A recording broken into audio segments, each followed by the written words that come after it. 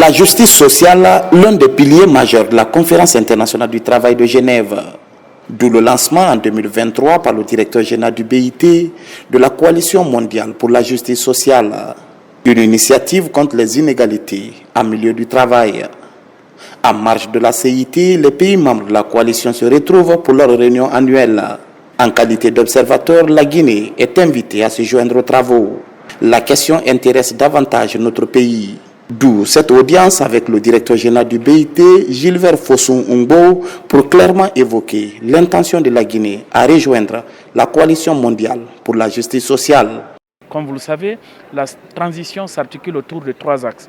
Le social, l'économie et le politique. Et l'axe social, son contenu est en parfaite adéquation avec la coalition mondiale, donc le programme de justice sociale que le directeur général du BIT a lancé.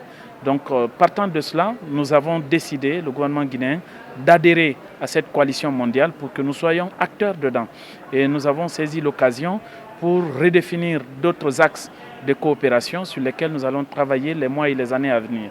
La Guinée veut renforcer davantage sa coopération avec le BIT.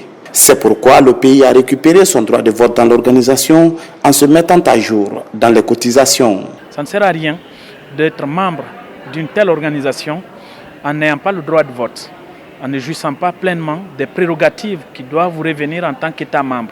Et c'est ce que nous avons essayé de faire. Le président a dit qu'il veut repositionner la Guinée à l'échelle internationale.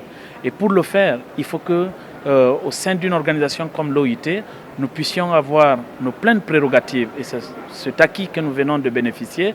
Désormais, nous avons le droit de vote. Avec le droit de vote, nous pouvons désormais souscrire à être membre du conseil d'administration.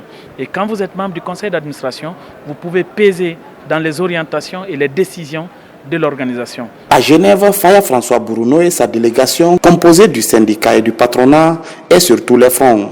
Avec l'Association internationale de la sécurité sociale, les échanges sont axés sur les réformes en cours dans le pays et l'appui que cette structure peut apporter à nos institutions de prévoyance sociale.